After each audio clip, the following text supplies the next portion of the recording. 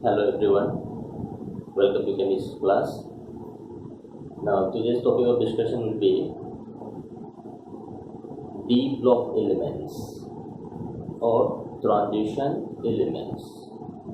So in this topic we'll discuss what is D block elements, what are the basic properties of these D block elements or so-called transition elements.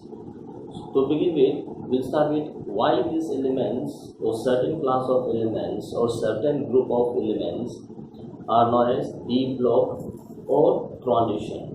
What is the reason behind these elements called as D block elements or transition elements? So starting with the topic D block or transition elements.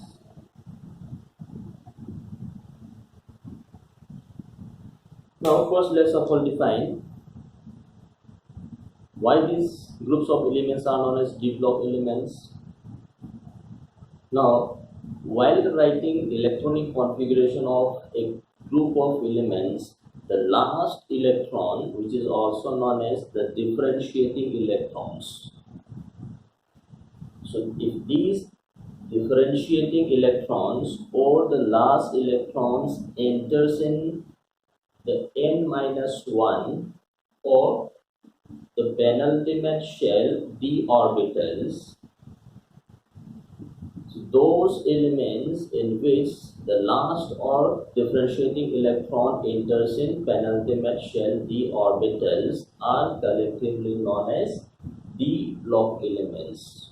So the meaning of D block is the last electron or the differentiating electron is not entering in the valence shell orbital but is entering in the penultimate shell d orbital. So these are known as D block elements. So strictly speaking, in the true sense of these D block elements, so those elements in which the d orbitals of the penultimate shell are progressively filled is also known as D block elements. And to be more specific, elements which has incomplete d orbital in their ground or normal state or in their one or more of oxidation states. So those elements which have incomplete d orbitals in their ground state or in one or two or in one or more of their common oxidation states. So those elements will be called as D block elements. So definition says elements in which the last or differentiating electron enters in penultimate shell, that is n-1 d orbitals. Penultimate shell d orbitals. So look at this, we are using the particular term penultimate, not the valence shell. Electrons are not entering into the valence shell, but electrons are entering into the shell which is just next of the valence shell. And which orbital? D orbital. D orbital of the penultimate shell. Or those groups of elements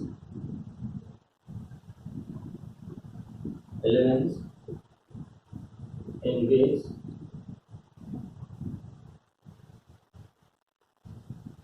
penultimate shell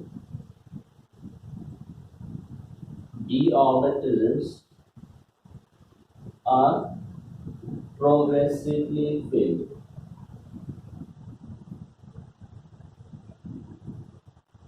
The second definition.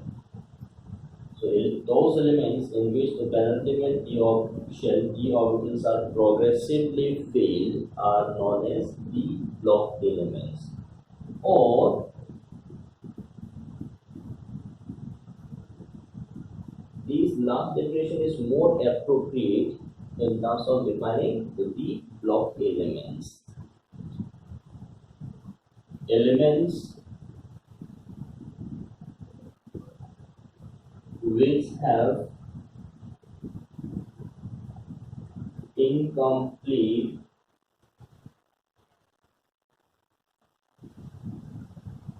d orbitals in their ground state or in their common oxidation states.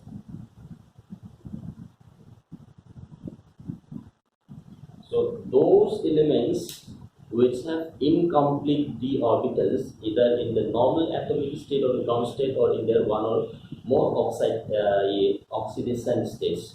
So those elements will be classified as d block elements. So this is the definition of d block. Why these elements are known as d block elements? So I hope the meaning of d block elements are clear to you. Now again there is a part which says transition elements. These block of elements are also classified as transition elements. So why these are known as transition elements? Now if you look at the periodic table, the position of these transition elements is the middle of the periodic table. On the extreme left hand side we have S block element consisting of first group and the second group. On the right hand side we have P block elements from group 13 to group 18. So in between this S block and P block we have middle of the series which is called D block elements. So these D block elements forms a transition between S block purely metal and P block which consists of metal, non-metal and metalloids. So these forms a group between S block and P block and their property shows transition from S to P. So these are known as transition elements. So why these are not transition? Because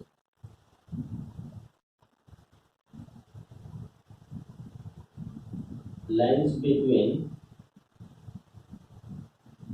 S block and P block, the lines between S block and P block and their properties shows transition between S and P block. So as I mentioned, S block purely metal, P block consists of metal, non-metal as well as semi-metal. So their property shows transition between S and P.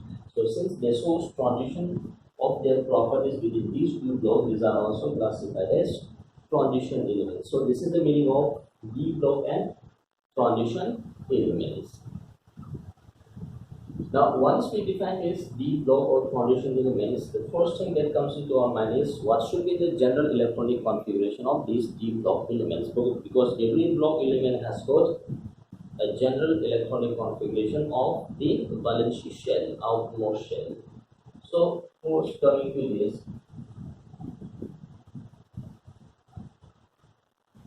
the general electronic configuration.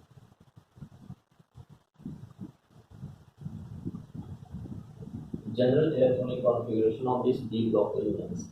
Now we are going to show only the valence shell electronic configuration. The general electronic configuration of these D block elements are N-1 D 1 2 2, 10, ns1, 2, 2. So these n, this is the principal quantum number of valency cell, and these n minus 1, this is known as penultimate shell.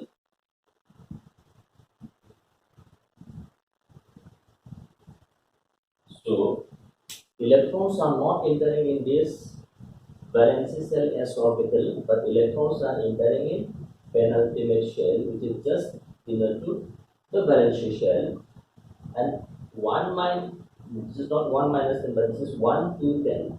D orbital has got, D subshell has got 5 orbitals, and each orbital can have a maximum of 2 electrons, so total of 10 electrons can be placed in the orbital. So the electrons from 1 to 10 electrons are progressively entering in n minus 1 d orbital. Then either we can have 1 electron or 2 electrons in the valency shell s orbital. So this is the general electronic configuration of these d block elements. Now, while writing this electronic configuration, sometimes there are many elements which does not follow this electronic configuration also. So those are known as some abnormal electronic configuration. These abnormalities in the electronic configuration of these d block elements is basically due to the less energy difference or the very small energy difference between ns orbital and n minus 1 d orbital. So because of this very less energy difference between ns orbital and n minus 1 d orbital, there may be exchange of electrons from s orbital to d orbital, resulting into the more stabilized half filled or the fully filled orbitals. So because of this, some of the elements may not follow this electronic configuration. So the exception to these are chromium. We have atomic number 24. So while writing electronic configuration as expected, this is 3d4 4s2, that is expected based on above principle, increasing order of energies of various orbitals. But the actual electronic configuration of this chromium is 3d5 4s1. That is the actual. So as just I have mentioned you, to gain the extra stability of this half filled 3d orbitals, so these 5 electrons half filled. So due to this extra stability of the half-filled d orbital, an electron jumps from 4s orbitals to 3d orbitals to gain extra stabilization. So the actual electronic configuration of chromium is 3d5 4s1, not 3d4 4s2. As I mentioned, the reason is to gain extra stability of half-filled.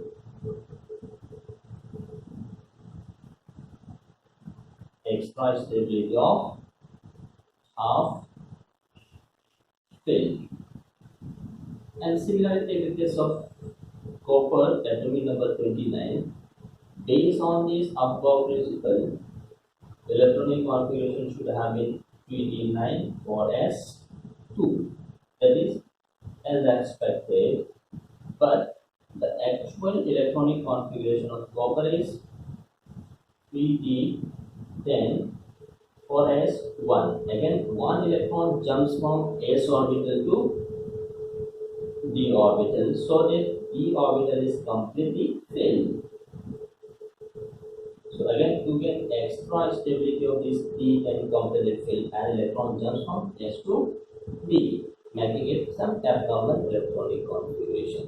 So whenever we see the abnormalities is basically due to gain extra stability of half filled or fully filled, or due to very less or very small energy difference between this n minus 1 and ns orbitals. So we may have a number of cases where this electronic configuration is not fully filled. So this is the general electronic configuration of these elements. So let me give you a picture of these d block elements. These d block elements, we have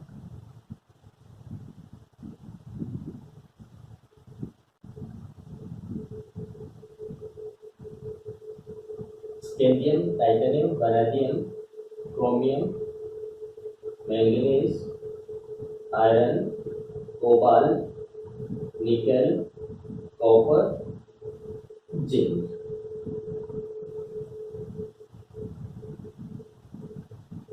We have this S block, and again from this we have P block. So these elements lies between S block and the P block.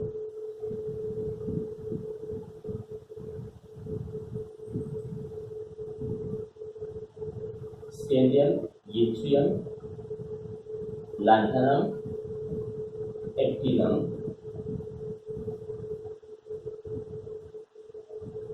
titanium.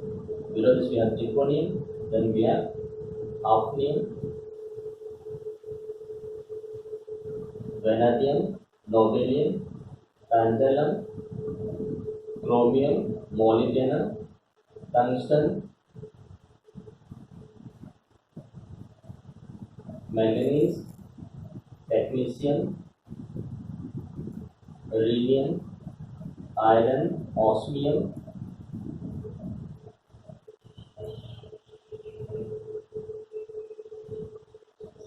ruthenium, osmium, cobalt, rhodium, iridium, nickel, palladium, platinum, copper, silver, gold, zinc, cadmium, mercury. This series, this is what we call as 3D series, this is 4D series, 5D, this is 6D, and this 6D series, this is incomplete. So basically this D block consists of 4 series, 3D series, 4D series, 5D series and 6D series. But this 6D series is incomplete. Meaning thereby many more elements are yet to be discovered. If those elements which are discovered falls under this D block category, then they have to be tested. Now these elements, as we have discussed, the electronic configuration is n-1, d1 to 10 and ns1 to 2. Now for this 3D series, the value of n will be 4. If n is 4, so n-1 is 3. For this 4D series, the value of n, that is the valency cell, n will be 5. Because 5 minus 1 is 4D. For this 5D series, n is equals to 6. So 6 minus 1 is 5. For n is equals to 7. This is the valency cell. And this D block, look at this side we have S block, this side we have P block. P block starts from group 13, S block is 1 and 2. So this is third group, fourth, fifth, 6, 7, 8, 9, 10, 11, 12. So these forms the D block, that is group 3 to group 12. These forms D block elements.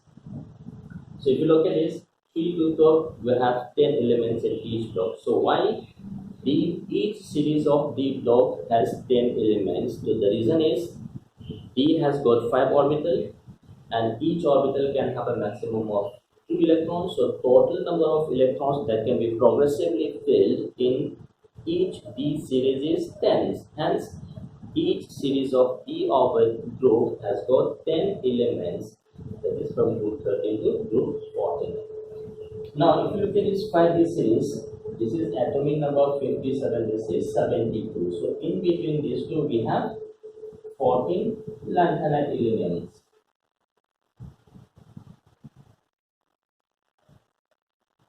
Atomic number 89, then we have element that is atomic number 104, and again in between these two we have 14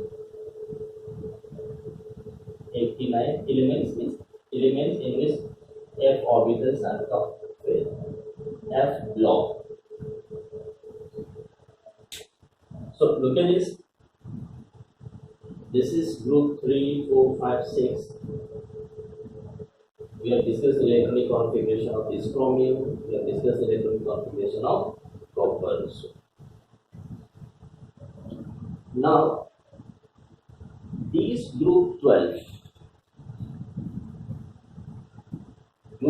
elements, that is zinc, cadmium, mercury, are not considered as d block elements. So the point to be noted is, though while writing d block we include this group 12 zinc, cadmium and mercury in d block, but these in the true sense, this zinc, cadmium and mercury are not considered as a true d block elements. Now the question is, why these elements of group 12 are not considered as d block elements? Now while defining the d block, one of the most important definitions that I am mentioning is, an element is known as d block provided its ground state electronic configuration should have incomplete d orbital, or one of the oxidation state of this element should also be having incomplete d orbitals.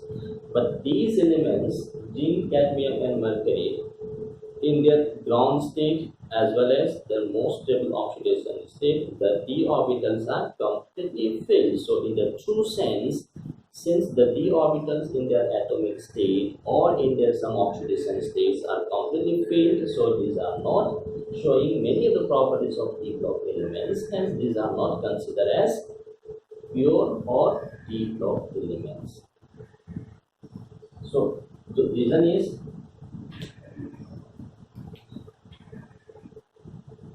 they have completely filled d orbitals in ground state or most stable oxidation states. If you look at this group 12, electronic configuration is n-1, D10, NS2. The general electronic configuration of this group 12 element is this. This is not group 12. So if you look at this, this is the ground state, and the most stable oxidation state of, so ground, this is ground state. So in the ground state, d orbital is completely filled, and the most stable oxidation state of this group elements is +2. So in the n+2 state, the electronic configuration is again n-1, D10. So D is again completely filled. So in both the case, either in the ground state or in their oxidation state, these elements have completely filled d orbital.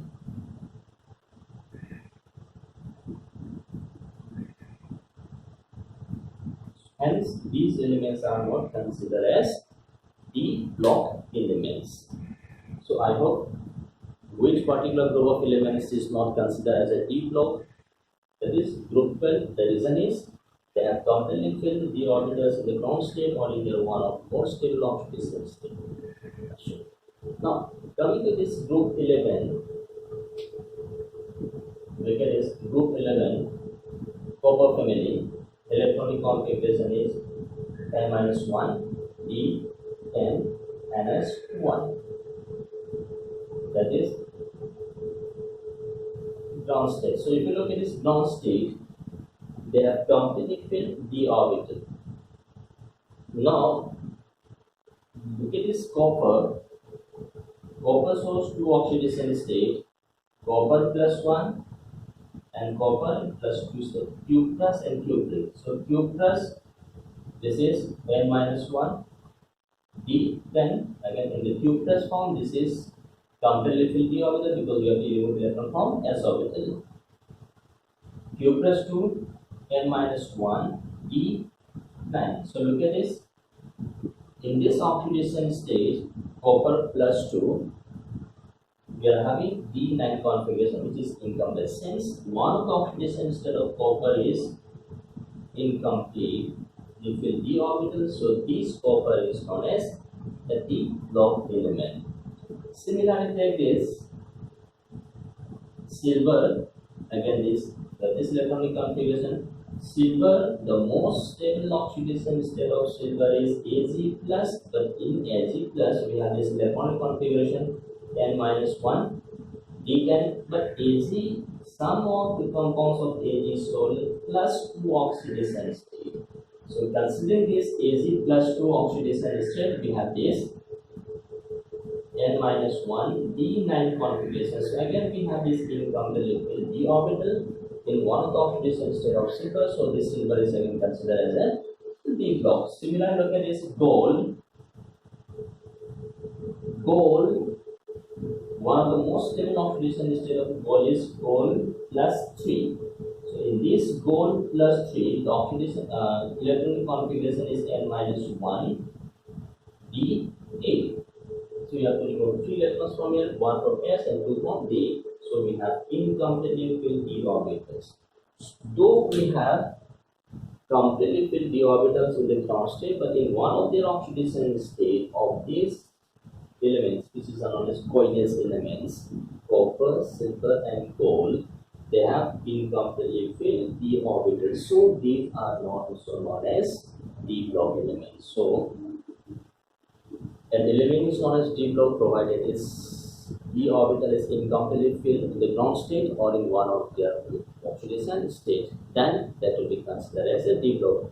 So this group 12 does not fall in that category, either in their oxidation state or in their ground state. They have this completely filled d orbital. So these are not a true d block, but they are placed in d block because while writing electronic configuration, the last electron is in d block and they forms the last or the end of the d block series. But the properties of these 12 elements is not matching with that of rest of the elements. Many of the properties of d block elements is not being shown by this group 12 elements. So this is the placement of these d block elements and why some of the elements are known as d block, why some of the elements are known as d block, though they are placed in d block. So this is the general electronic configuration and the placement of these elements.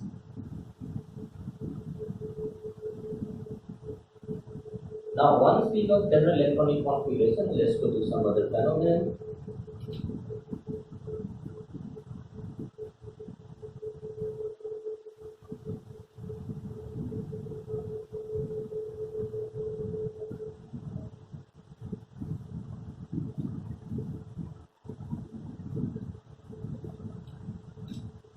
So let's define the position of these d block elements.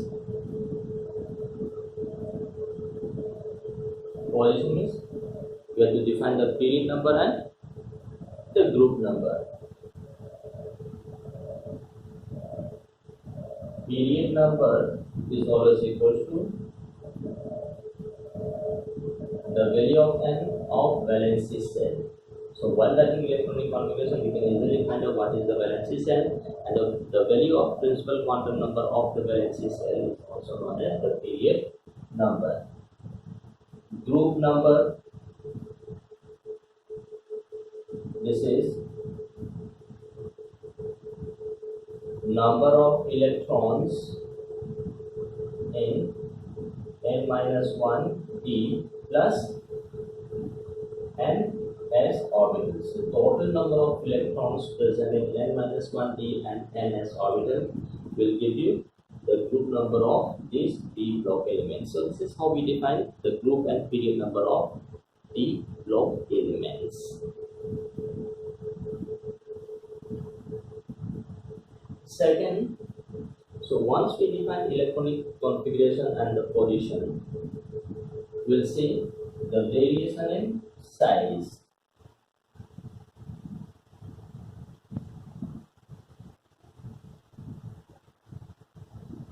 Variation in radius of these block elements. So, moving from left to right in any period, either in 4th period, 5th period, 6th period, or 7th period. So, moving from left to right, we say generally size decreases.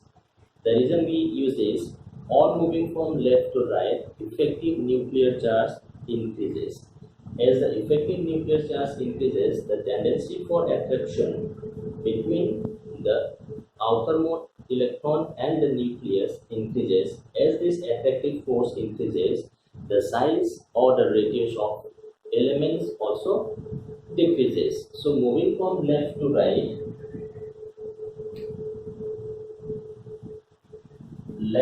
right, radius decreases due to increasing effective nuclear charge. So again the question is why effective nuclear charge increases. Now look at this. While writing electronic configuration, electrons are progressively entering in penultimate shell d orbital. So electrons are entering in penultimate shell d orbital. The shielding capacity of d block is very poor. That means these electrons in d block cannot shield the valence shell electrons from the effect of nucleus. Since the shielding effect of this d block element is very poor, so nucleus and the valence electrons are held by strong attractive force. As a result of this, there is decrease in size.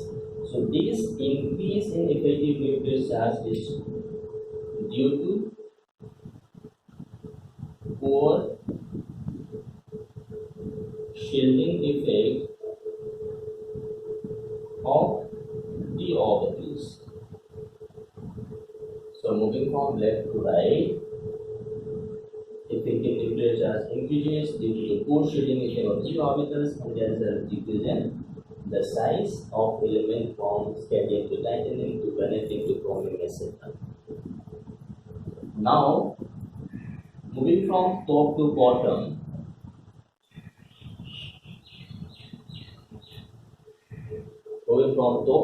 normally size increases. Look at this group 3. Going from scandium to yttrium, yttrium to lanthanum, lanthanum to actinium, so there is a gradual increase in size. So the first group element, that is scandium, yttrium, lanthanum, actinium. So there is a gradual increase in size from scandium to yttrium, yttrium to lanthanum, lanthanum to actinium. So we say if at top to bottom general size increases. So similarly for all these groups, moving from 3D to 4D, that's a normal increase in size. So moving from 3D to 4D, there is size increases. But in the group 3, again 4D to 5D, again there is an increase in size. But the rest of the elements, 4, 5, 6, 7, 8, 9, 10, these elements moving from 3D to 4D, there is a normal increase in size. But moving from 4D to 5D, the size of elements of 4D and 5D are approximately same. So we are moving from 5th period to 6th period, there should have an increase in size due to addition of extra shell. But in case of this D block, post lanthanide or actinide, so these are elements coming after 40 lanthanide or actinide. So post lanthanide or actinide, the size of elements of fifth period and the size of elements of sixth period are approximately same. But the size moving from 4D to 5D post Lanthanide means those elements coming after this 14 Lanthanide or actinide size are approximately same. So that means the size of zirconium, the radius of zirconium is approximately same as the radius of hafnium.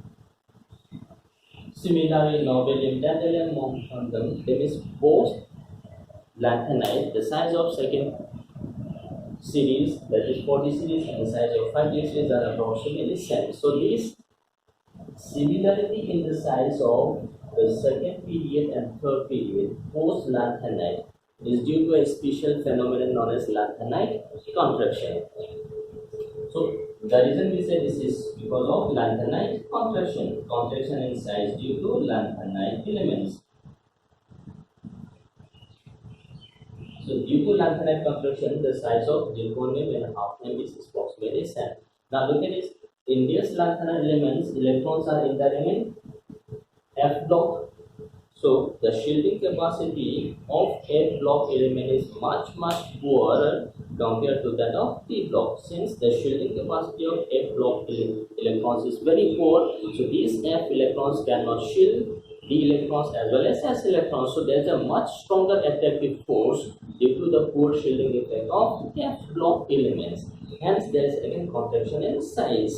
So post Lanthanide, the similarity in the size of 4D and 5D series, this is due to Lanthanide contraction, and Lanthanide contraction is nothing but contraction in size due to the poor, very poor shielding effect of 14F orbital electrons of Lanthanide and the actinides.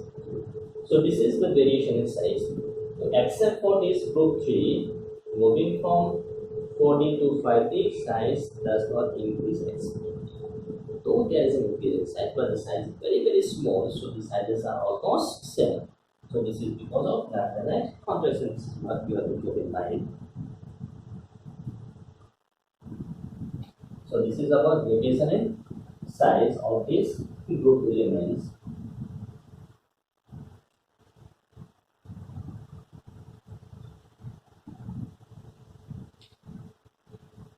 Number 3, these transition elements or D block elements are known as hard metals.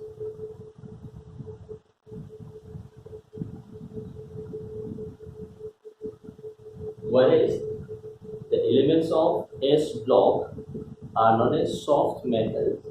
So why these elements are known as hard metal? Why elements of S blocks are known as soft metals?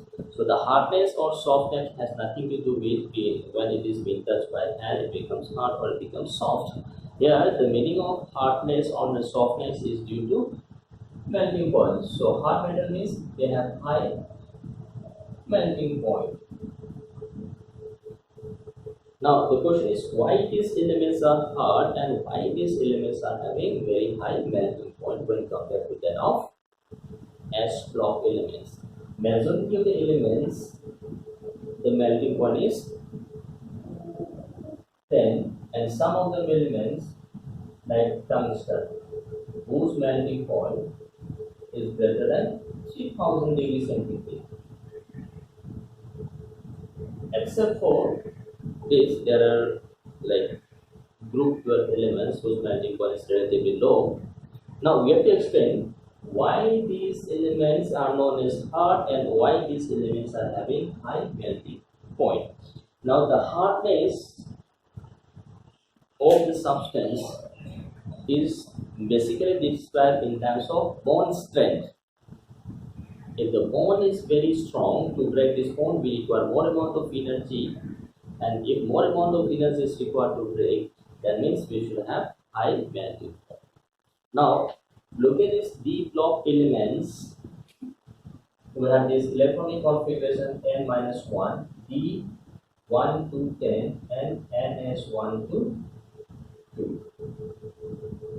Now, in these metals, we have a metallic bond. In this metallic bond, the number of electrons involved in metallic bond formation is much more. So, in addition to these s electrons, electrons of n-1d are also involved in metallic bond formation. So, since the number of electrons involved in metal bond formation is more, so the bond strength, metal bond strength becomes stronger. As a metal bond becomes stronger, energy required to break this bond also increases.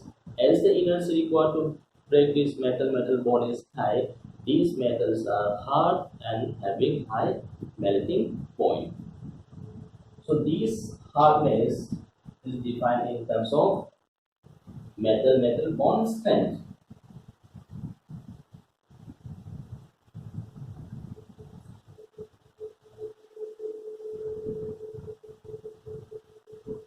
In terms of metal bond strength. So this metal bond strength, this is again defined in terms of number of electrons involved. So if more electron is involved in formation of metal bond becomes strong. If less number of electrons is involved in metal bond formation, bond strength is less. So in case of this hard metal, the number of electrons involved in this metal bond is large. So a large number or a very large number of electrons are involved. Why large number? Because electrons of n-1, d and ns electrons are involved.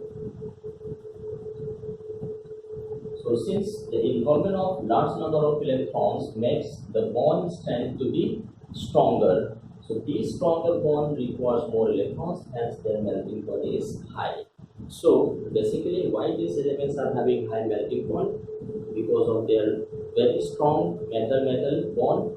Why these metal bonds are strong? Because the number of electrons involved in metal bond formation is more due to the involvement of n-1d as well as ns orbital. Now the question is, as I mentioned earlier, the energy difference between n-1 and ns is very small, so both these n-1 and ns orbital can involve in metallic bond formation, hence giving a very strong metal bond, which results in hardness or high melting point. Now there are some exceptions. As I told you, most of the metals melt above 2000 degrees centigrade, and some of the metals like tungsten, which melting point is above 3000. There are metals of group 12, zinc, cadmium, and mercury. And mercury is the only metal that exists in liquid state. They have low melting point. Now, except for this, rest of the elements have very high melting point. These group 12 elements has got low melting point, except this mercury. Mercury is a liquid at room temperature. So these three elements of group 12 shows low melting point. Now again, look at this. These elements has got low melting point, meaning thereby the metal bond strength is weak. If the metal bond strength is weak, that means number of electrons involved in metal bond formation will be less.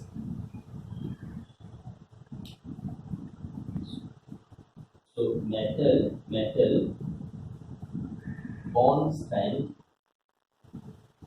is weak. Why? Because this involves only electrons of ns electrons are involved.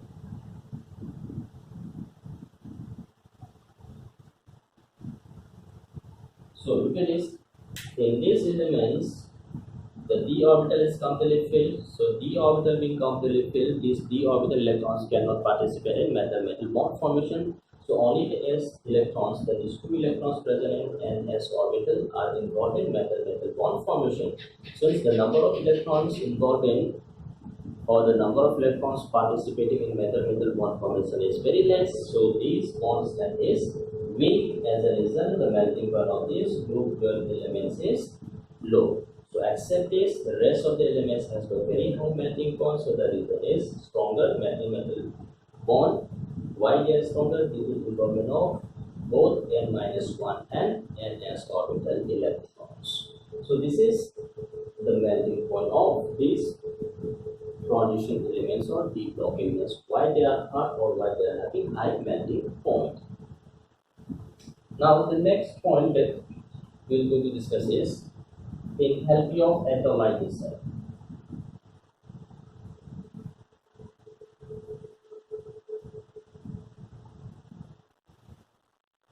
Delta H is enthalpy of atomization. We have this metal solid. So in metal solid we have metal-metal bond. Now this metal-metal solid is to be converted into metal in gaseous state. So what is very got energy, and this energy is defined as enthalpy of atomization. That means energy required to convert these metals into the atomic state, that is gaseous state. Now look at this. Just before this we have defined these transition elements has got very strong metal-metal bond. Due to this stronger metal-metal bond, that is due to the involvement of a large number of electrons of n-1d and ns orbital, the metal-metal bonds are strong. Since the metal-metal bonds are strong, to break this metal and is converted into gases, then you have to supply the more amount of energy. So the enthalpy of atomization of d block elements is generally high. So the large enthalpy of atomization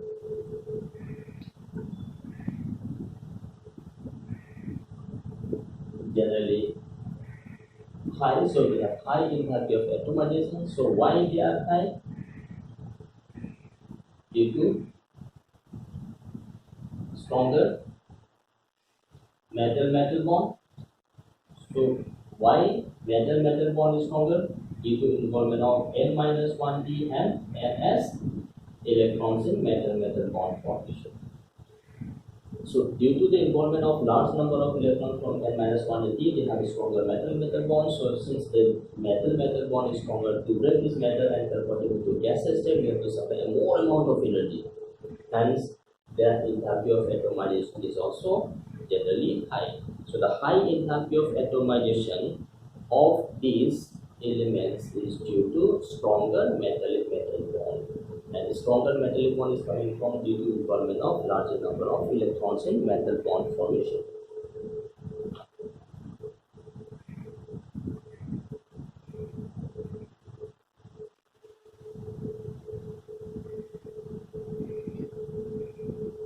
Next property is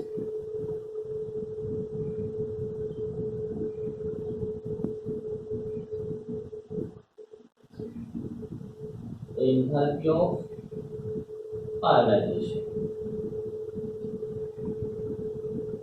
Enthalpy of ionization, that is ionization energy. Ionization energies of these elements. Now, while discussing the size, we have mentioned it moving from left to right, size generally decreases due to increase in effective nuclear charge. So if effective nuclear charge increases, attractive force between the outer electrons and the nucleus increases. As the attractive force increases, energy required to remove these electrons will also increase. So ionization energy of these elements are generally high, and the high value of this ionization energy is due to stronger effective nuclear charge, and moving from left to right, ionization energy increases.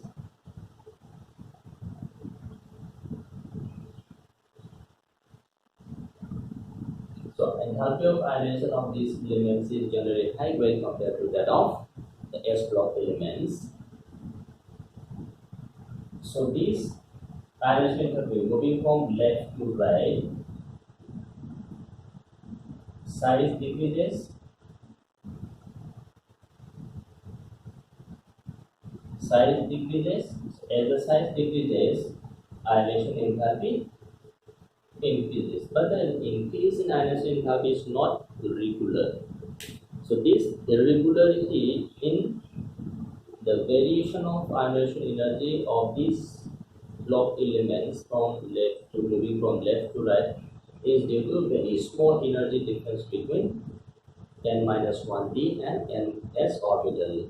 So after elimination or removal of electron from s orbital, there is again the reorganization of energies of the remaining electrons, and some of the electrons may gain extra stability of half filled or fully filled d orbital. So because of this reorganization of energies of electrons and this gain and exchange energy due to half filled or fully filled orbitals, the regularity is not observed, but still we can say if moving from left to right, ionization enthalpy increases due to decreasing size, but the regularity is not maintained.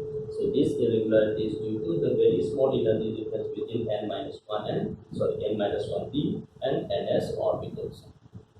So after removal of electron from s orbital, that is the valence shell, there is again the reorganization of electron energies, gaining in exchange energy due to stabilization of half filled and fully filled orbitals. So this is enthalpy of ionization of these elements. Then we have oxidation states.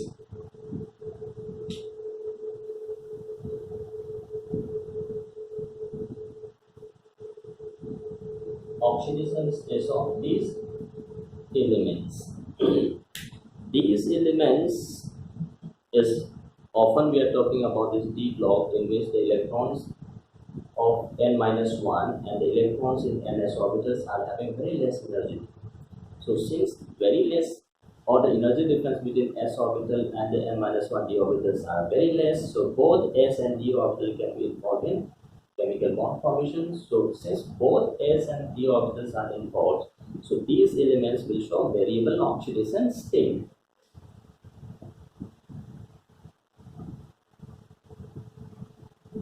So variable oxidation state and this variability in oxidation state means more than one oxidation state will be formed.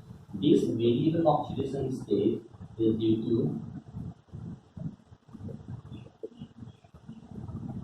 involvement of n-1d and ns electrons. Means all these elements except group 12 will show more than one oxidation state. Except group 12. So group 12 elements shows only one oxidation state and the remaining element shows more than one oxidation state.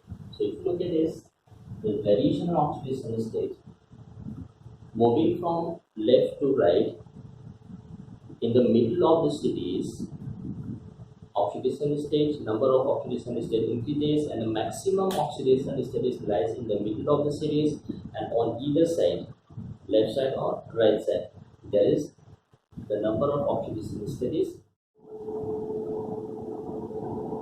So moving from this scandium to Mn, that is in the middle of the series, the number of oxidation states shown by element increases.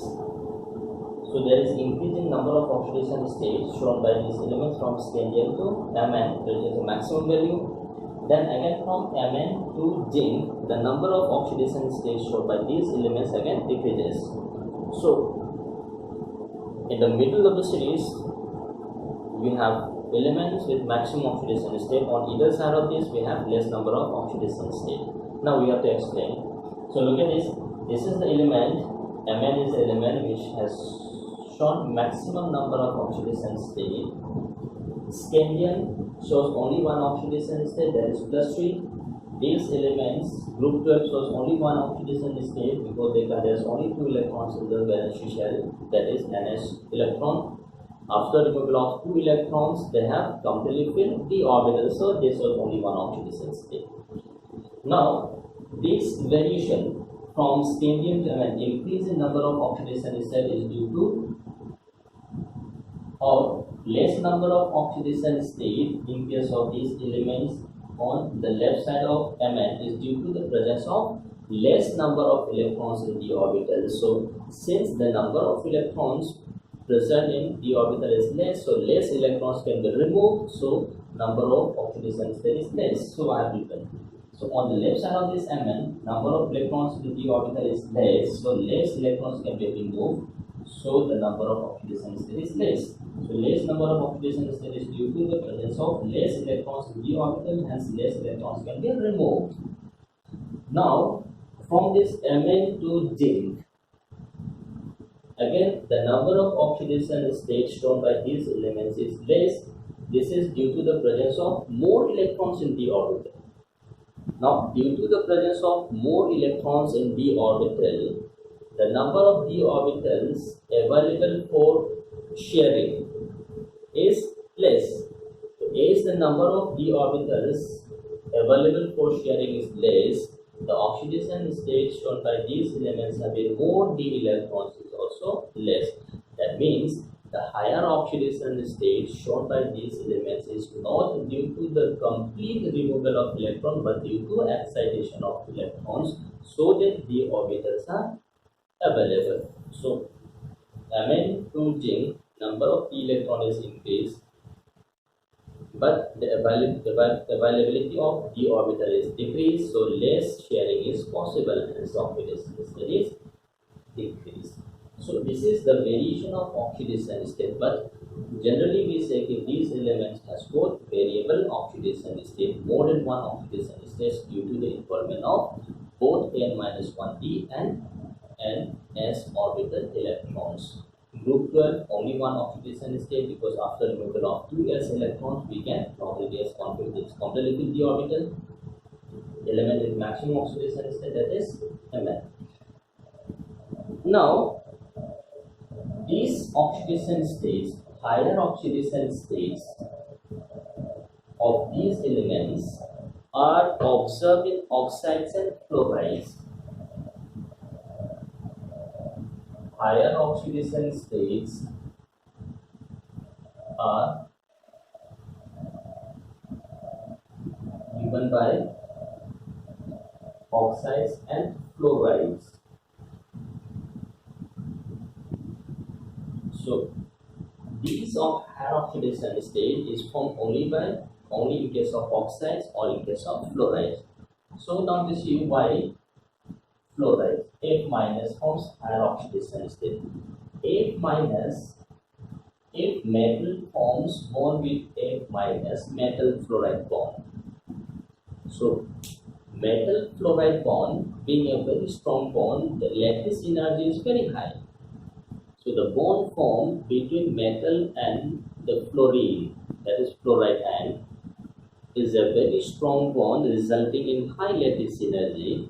So these fluorides, fluorine being smallest in size of all the halogens, forms a very strong bond with the metal resulting in high lattice energy. So this high lattice energy means large amount of energy is released when this metal forms bond with fluoride.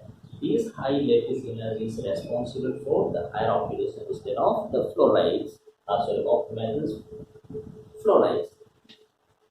So the reason for this fluoride showing higher oxidation state means metal showing higher oxidation state when it's combined with fluorine.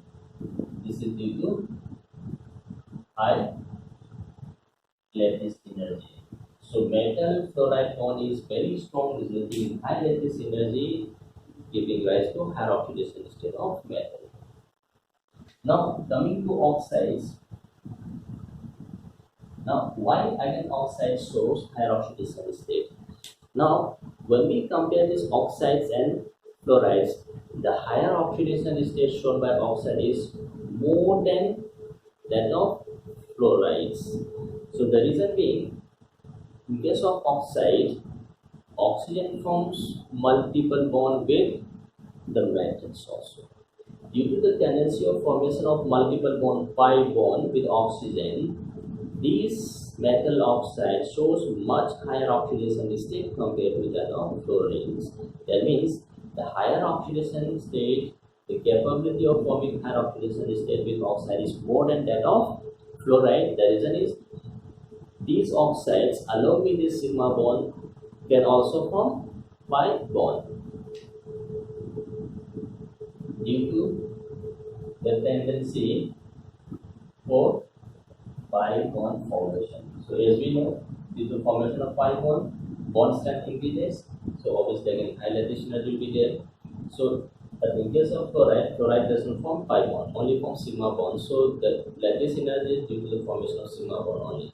Whereas in case of oxides form sigma as well as pi bond. So due to the tendency for formation of this pi bond by oxide, the higher oxidation state shown by oxide is greater than that of fluorides. So this is the reason why fluorides and oxides form higher oxidation state. But when we compare this, the tendency or the capability of oxides to form higher oxidation state is greater than that of fluorides. That stabilization of oxidation state depends on various factors like stability of the oxidation state, hydration enthalpy, etc. etc. Like look at this. If you look at this, copper shows +1, that is N minus 1, D10, copper shows +2, N minus 1, D9. So if you look at this electronic configuration, the aqueous chemistry of copper +1, in aqueous chemistry, copper +1 should be more stable than copper +2 because copper +1 we have incompatible with d orbital, copper plus we have incompatible with d orbital. But in aqueous solution,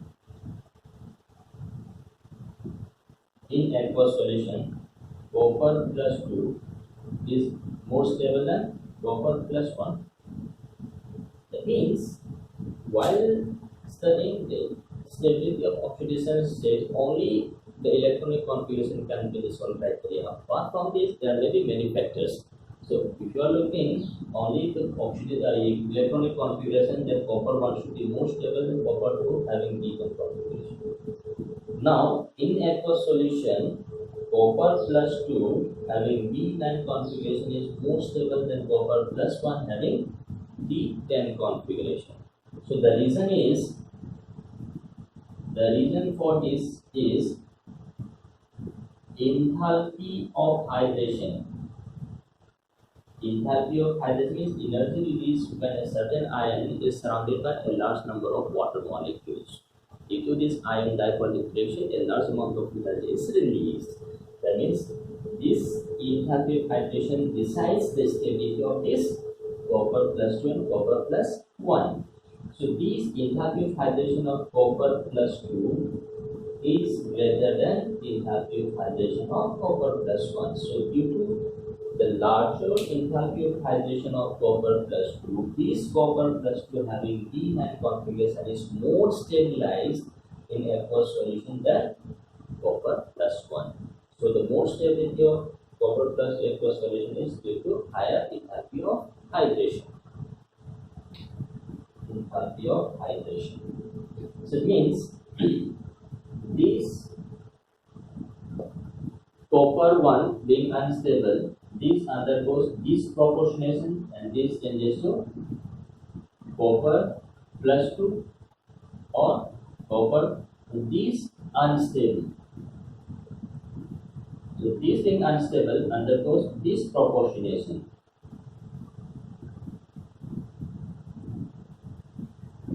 So disproportionation means same element undergoing oxidation as well as reduction. So this undergoes oxidation and this undergoes a reduction to 0.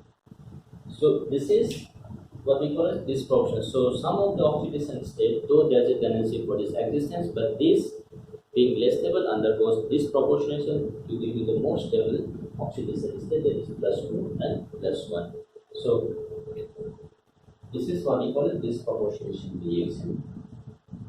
Now this copper +2, having look at this D9 configuration, this is an oxidating agent. So if we have a reducing agent, then this may change. Look at this I minus. So I minus is a reducing agent. So in presence of this, copper plus 2 will act as oxidizing agent, and this will give you, so I minus is oxidized to 0, and copper is changing from plus 1 to plus, sorry, plus 2 to plus 1. So when cupric ion is dissolved in I minus, this forms iodine I2 as well as Cu2 I2. So this, sometimes this type of reaction is possible because of the presence of stronger reducing agent. This copper ion will act as an oxidizing agent, resulting in the formation of plus 1 oxidation state. So this is what we call as disproportionation reaction. And I'm giving you some other examples regarding stability of oxidation states. If you look at this,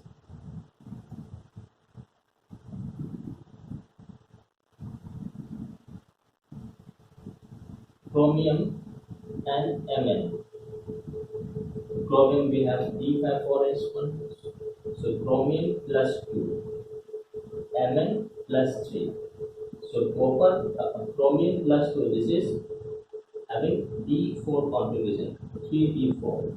Mn plus 3, again this has got 3D4. So both having 3D4 configuration, D4 configuration. This chromium having 3D4, this is the reducing in nature. Whereas Mn having same configuration, this is oxidizing. So we have two elements, chromium and Mn, having same configuration, D4, D4 configuration, but one is acting as a reducing agent, the other one is acting as an oxidizing agent. So reducing means this chromium plus 2 will change to chromium plus 2 by release of one electron. So this will reduce the other species and it will oxidize. So we have D4 now changing into D3 configuration. Mn being oxidizing agent, so Mn3 plus will take up one electron and is converted into Mn plus 2. So look at this, Mn plus 3 is D4. One electron is gained, this is converted into D5. So we have to explain this. Why two ions having same electronic configuration, one was oxidizing, the other one was reducing. So if you look at this, Mn plus 3 having D4 is really oxidizing and changes to plus 2. So the reason is this D5 is half filled.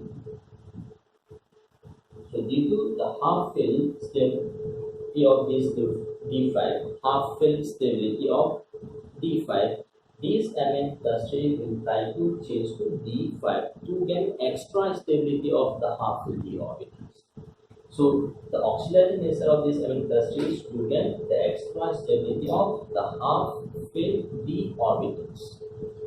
Now coming to this chromium plus 2, chromium plus 2 is reducing, so that this is changing into plus 3, that means chromium plus 3 is more stable than chromium plus 2. So this D3, again we say this is the T2G orbital is half filled, that is half filled. So D orbital is subclassified into two, T2G and TG. T2G is lower energy, this lower energy is half filled. So T2 means we have three orbitals, we have 3 electrons are placed, so this is half filled stability of this T2G. So in both the cases we have half filled, but the half filled criteria is changed. In Mn plus 2, total d orbital is half filled, so this is oxidizing in nature. Chromium plus 2 is reducing because after removal of electron, the T2G orbital gains extra stability of half filled. So this is the stability of oxidation states. Some of this stability can be explained based on the stability of the d orbital. Some of this stability can be explained based on the enthalpy of hydrogen, etc. So that means Only the electronic configuration is not the sole criteria to decide the stability of the orbitals. And I given you why oxides and fluorides gives a higher oxidation state. When a particular element shows more than one oxidation state, the higher oxidation state forms covalent compound and the lower oxidation state forms ionic. So this is for all elements with more than one oxidation state.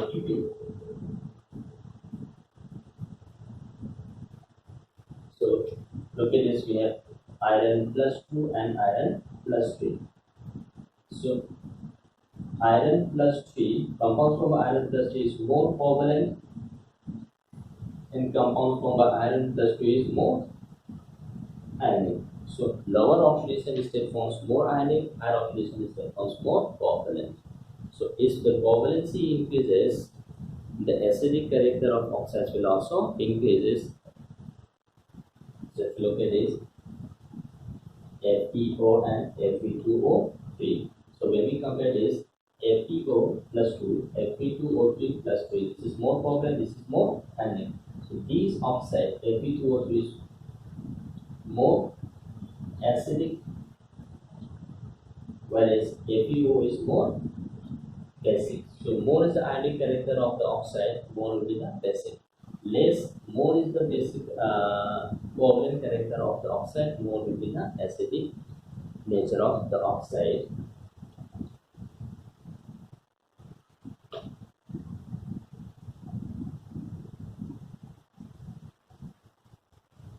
So if you look at this, take this example, MnO, Mn plus 2, Mn2O3 plus 3.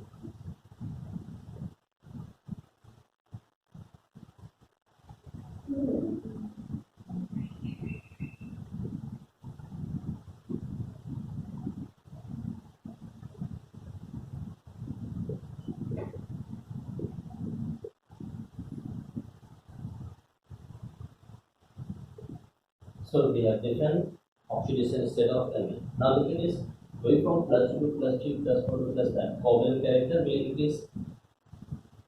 This one's more covalent, this one's more ionic because higher oxidation state forms covalent. So if this is the covalent character, then the acidic nature of oxide will also increase. This is more acidic than Mn2O4, which is more acidic than Mn2O3, which is more acidic than Mn2O2. This is based on the oxidation state of these elements. So this is just for comparison point of view. So this is more about oxidation state of these elements. Now these elements, next point,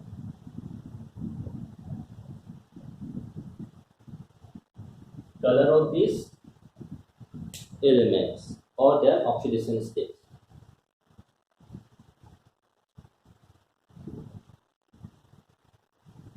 Now these transition elements or their compounds shows color. The color of these transition elements and their compounds is due to the presence of unpaired electrons in the electronic configuration. So unpaired electrons in the d orbital is the main cause for the color of these transition metals or their ions in different compounds. So the color is due to the presence of unpaired electrons in d orbital or d incomplete d orbitals. Due to the presence of these electrons incomplete d orbitals, these transition elements and their compounds shows different types of color.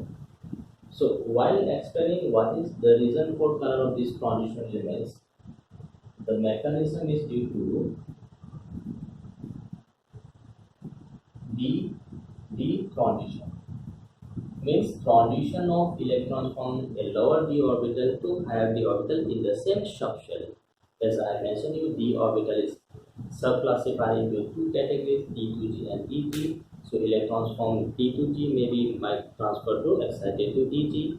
So these during excitation of electrons within the same d subshell, electron energy of visible region is required, so less energy is required. So when these electrons comes back to ground state, energy is released in the form of electromagnetic radiation, and which can be easily observed by the naked eyes. If the radiation is beyond this visible, color will not be observed. So the mechanism of this color of these transition elements or their compounds in some oxidation is due to the presence of unpaired electron, and the mechanism is due to transition of electrons from d orbital to d orbital in the shell d subshell. This is dd transition. So what is the mechanism for this transition? We'll discuss later on. But just for the point of explaining the color is due to dd transition. That means for this dd transition, there must be some unpaired electrons present. So if we have this d0, d10, if we have d0, d10 configuration, there is no unpaired electron. So these elements show no color. So transition elements with d0 and d5 doesn't show color. Normally it doesn't show color. Rest of the configuration will have some unpaired electrons. So these can undergo excitation from lower level to higher level, and this will show color. But there are some compounds MnO4, so Mn is plus 7, K2Cr2O7, chromium is plus 6. So Mn plus 7, there is no electron left, this is having D0. Chromium plus 6, again this is D0. But if you look at this one, intensely colored. Though we have this D0 configuration, but these compounds MnO4, dichromium, these are intensely colored. This is orange color, this is pink color. So why these elements in these compounds having zero configuration, D0 configuration shows intense color? The intense color of these transition metals ions having D0 configuration is due to a mechanism known as charge transfer mechanism.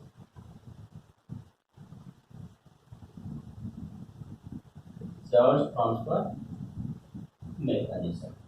Now, due to this charge transfer mechanism, these compounds in which transition metal have a D0 configuration shows intense color. Now, let's see what is this charge transfer complex. Now, we have this Mn, 7 oxidation state. There is no electrons present in Mn, so this is strongly oxidizing. Oxygen oxide, we have 2 electrons in oxygen. So oxygen is electron rich.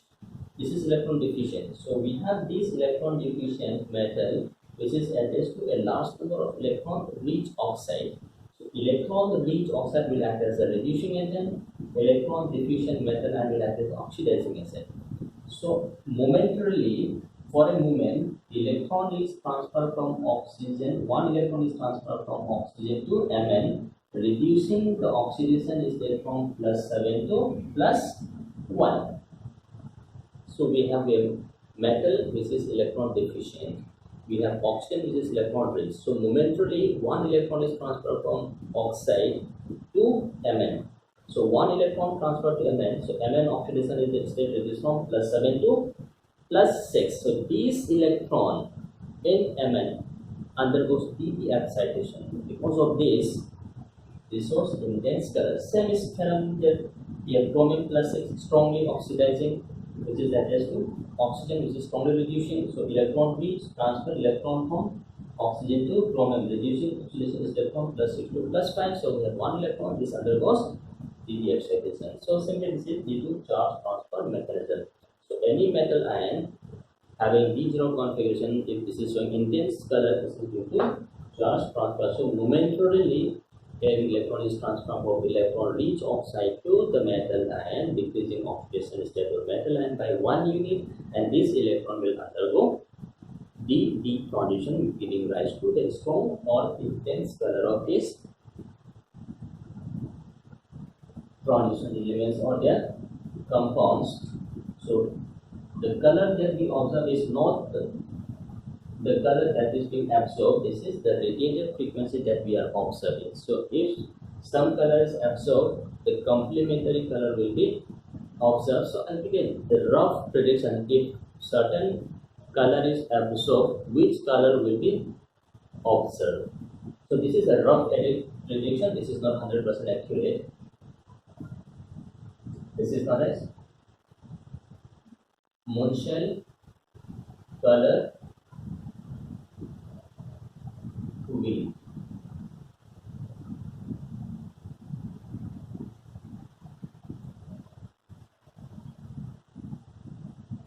So we have this to be pure. So violet and red is a complementary. So if violet is absorbed, we will observe yellow. If yellow is absorbed, we will see violet color. Blue and orange. If orange color is absorbed, we will see blue color. If blue is absorbed, we will observe orange. The red and green. So if some substance absorbs green color, the color of the substance will appear as red. If red is absorbed, color will appear as red. This is moonshell color, which will help in identifying color with a rough prediction. This is color. Then we have catalytic power.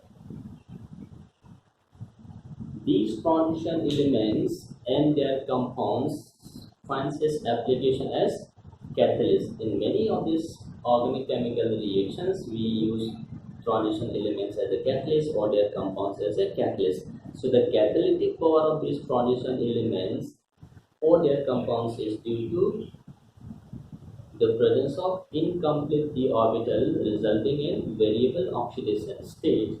So the catalytic power is due to the variable oxidation state, and the variable oxidation state is due to the presence of d orbital electrons. So the catalytic power is due to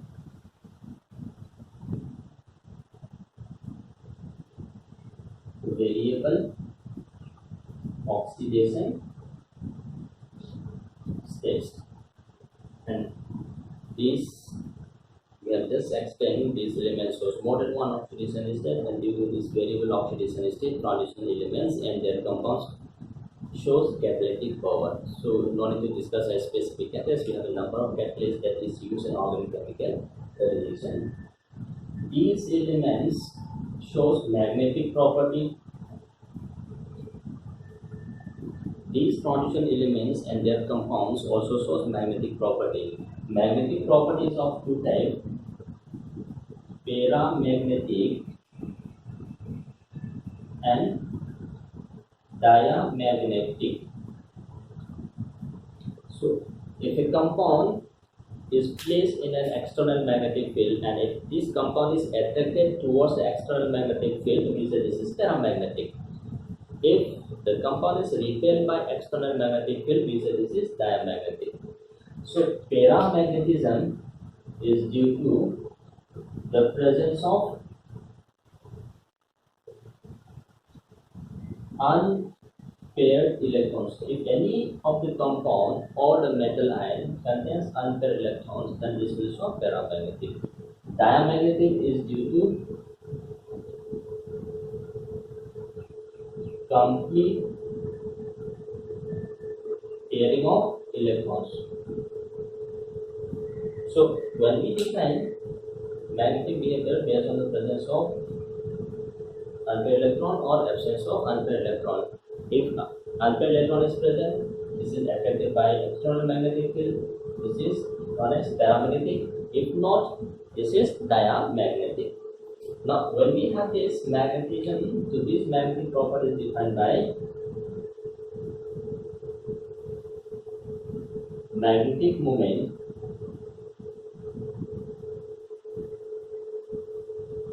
So to define this magnetic moment, we take the help of number of unpaired electrons.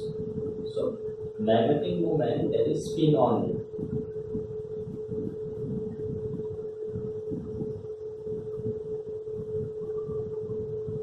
spin only magnetic moment. This is n plus 2 Vm Bohr magneton.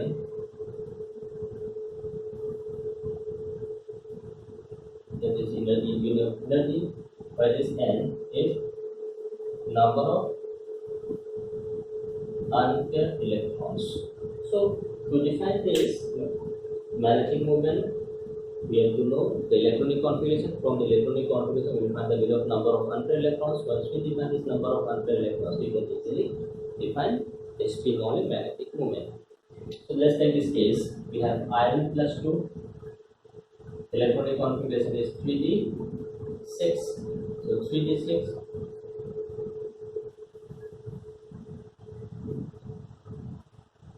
So we have number of unpaired electrons n equals to 4. Therefore, spin only magnetic moment of Fe plus 2, that is 4.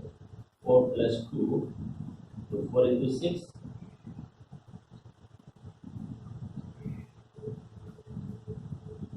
P. Similarly, this Fe plus 3, we have D5.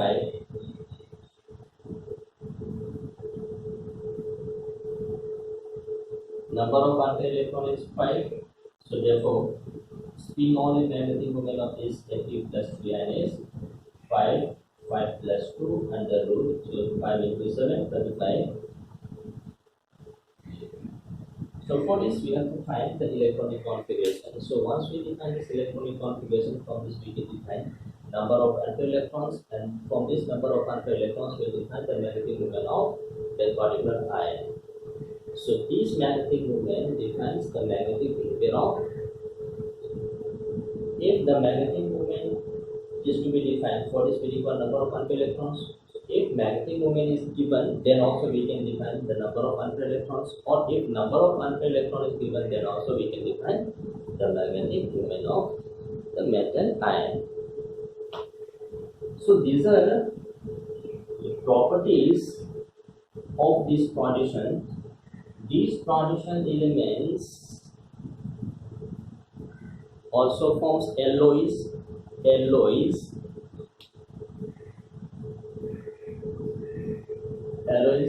metal mixture. So these transition elements forms alloys with transition metals or other substances, like we have the steel. Steel is a mixture of iron, chromium, nickel, carbon, etc. Stainless steel. We have brass, we have bronze. So these transition metals finds application as alloys. And look at this duralumin. This is alloy of aluminum, which is used in aircraft. So these transition metals forms alloys. These transition metals also form non-stoichiometric compound.